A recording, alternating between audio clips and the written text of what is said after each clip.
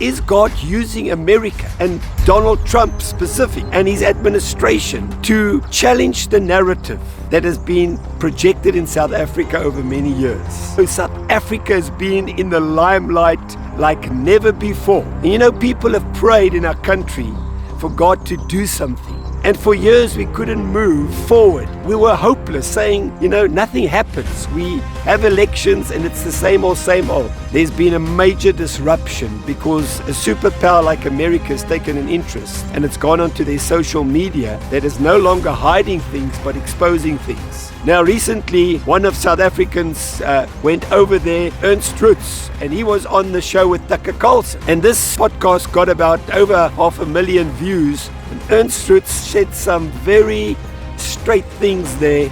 But the sad part of that whole interview is that now the reaction is that he is committing treason against his country and been a case opened against him.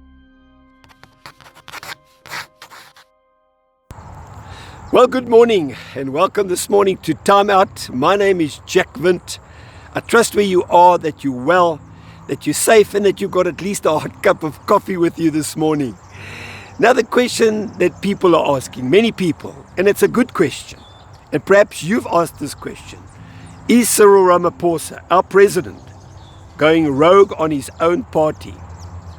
And then, is God using America and Donald Trump specific and his administration to challenge the narrative that has been projected in South Africa over many years?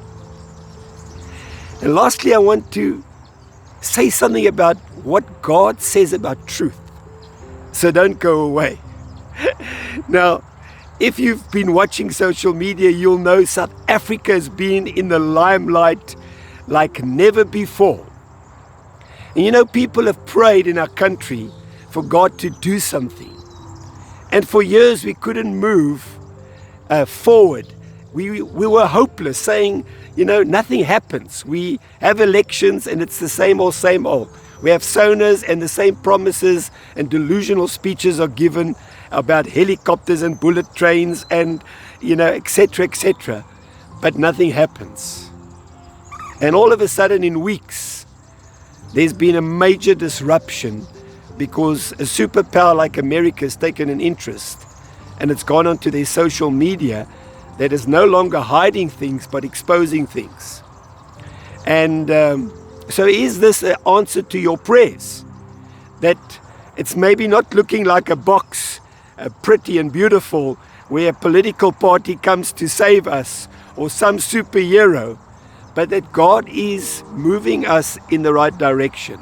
I'd like to hear your comments. Now, recently, one of South Africans went over there. He was associated with Solidarity, I think, in AfriForum in the past, Ernst, and he was on the show with Carlson. Now, Carlson is a very outspoken conservative commentator, and he is well known. And this podcast got about over 500,000 views on YouTube. But on Twitter, it got over 22 million and is still going views about that interview, which was, I think, more than an hour long. And Ernst said some very straight things there. And perhaps when you listen to it, you didn't agree on everything. But it is his right to say what he believes is true. And it is your right to disagree. But the sad part of that whole interview is that now the reaction is that he is committing treason against his country and been a case opened against him and others. And that is so ludicrous because, we had an ex-president Zuma that literally brought our country to its knees. He was a part of the ruling party, the ANC. And they haven't had the political will to persecute him and prosecute him and put him where he should be. And yet we find that he is now associated with Parliament, ironically, and probably receiving taxpayers' money. And here they are trying to take people to court for treason. Wow. Things are happening in South Africa. Now I want to say, don't be despondent, be excited, because we've wanted things to change, and maybe it's happening in a different way, but it is happening. And recently, Joel Pollack, also an ex-South Africa, South African, these South Africans are popping out everywhere, who now lives in America. He's an attorney and a conservative commentator. He has been earmarked to be perhaps the ambassador to South Africa. And he is outspoken about what's happening in this country. He is not delusional about what the press has been saying. He has got these facts. And he was on an interview recently where he said, interestingly enough, that he is for sanctioning ANC leaders to bring down this thing that they have been doing against South Africa. Wow, what a bold statement. He also said a lot of other things. And so, I get excited not because of what is said or not. I get excited like a South Africa. Eventually we're going to have change, because we are desperate for change in our country. And, as I said before, the question is, people are asking, has President Cyril Ramaphosa gone rogue on his own people, or maybe his own party even? Because he is obsessed with bringing down Israel and doing things that aren't always in the interest of South Africa. Now everybody knows, if you study the ANC, they followed a socialistic, even a communistic thread in their philosophies, in their policies, and none of it's worked. We are failing dismally, and yet they're holding on to it. And now, he is attacking Israel, and even took them to the World Court, and brought all sorts of genocide charges against them. This is Cyril Ramaphosa, who hasn't got a clean record in himself.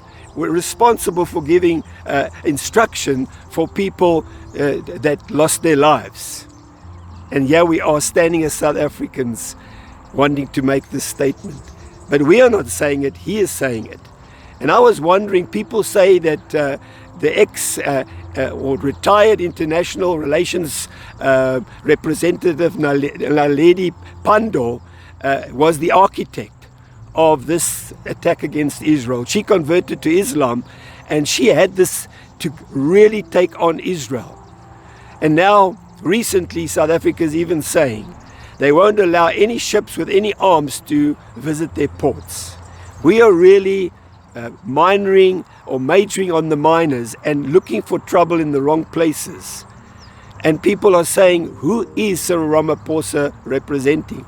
Well, let's just take Cyril Ramaphosa. The Soviets and the communists and the socialists, they believe in equality, and everybody must be equal. And yet it's funny that when these ANC politicians, when it comes to money, they're capitalists, and they're acquiring it at a fast rate. I mean, Cyril Ramaphosa, they say, is worth between 7 and 9 billion rand, and his brother-in-law is worth, Patrice Motsepe, is worth 60 billion rand. So they're keeping it in the family. The one gives to the other, and the other one allows the other one to do this. And so, when we look at this, and the poor just gets poorer. Now, we're really, even the World Bank has taken on the ANC and said that they need to look at the BEE policy that they have, because it is actually scaring away investment, and it's got us on the wrong path. They're saying even our labor laws, it's making it difficult to create jobs and to get investment in the country. Now, the ANC can say they don't need America, which is a lie anyway, but they can't say they don't need the World Bank, because they hold a lot of our debt. And so it's like South Africa is on the spotlight. These people cannot turn anywhere without them being pressurized. And now, if we look at our national debt, I think it is currently $311 billion. And I looked at 1960, it was the lowest. South Africa's debt was, I think, 3.4 billion. And that's a big escalation. And people don't really mind if we making debt if there's progress. But everything in every sector is going backwards. So something is wrong and something needs to change. I'm going to say something about that. But I want to just say something about the government of national unity. You know, although they are part of the government, in many ways they have got peripheral positions, many of them. And when I read them, many people are saying they are doing a great job, many of them. And even showing up the ANC ministers, which is not hard to do. And but you know, it's this story about the choir. When you join a big choir, and South Africa's cabinet is a big choir, you know, the people that have the strongest voices are on the front, and they are the ones that are heard the most. Sometimes the others are just background noise and harmonizing. And so people are saying, isn't it time? We used to have an opposition from many places that used to make a noise. And it's almost like they're harmonizing at the moment, people are saying. And perhaps it's time for them to step forward and sing solo and let people know what is happening. And perhaps this is going to happen soon. And I pray that it does. But you know, imagine that in the future we will have a president, a leader, a businessman, a powerful person that puts South Africa first. You know, people that despise Donald Trump, and there are many that love him. You know, they despise him, but you know, he was elected to put his people first. And I admire him that maybe we don't agree with everything he's doing, but I admire the fact that as a leader, he is doing what he said he would do and putting his people first. And wouldn't that be refreshing for South Africa one day if we could have a president or a leader that's accountable to people? I don't know how that will work, parties, but is not political, and doesn't have all the powers currently that our president has. I really believe that's going to happen one day, and it would be refreshing. And we really need to change our structures. Can you imagine all these municipalities and councils all over South Africa that are failing because people refuse to do their jobs and are incompetent? Imagine if they are run by the community that are paying into the purse, and that community is pulling the strings of the purse because they are paying into the purse. Imagine what could happen and how we could transform our communities, all our communities.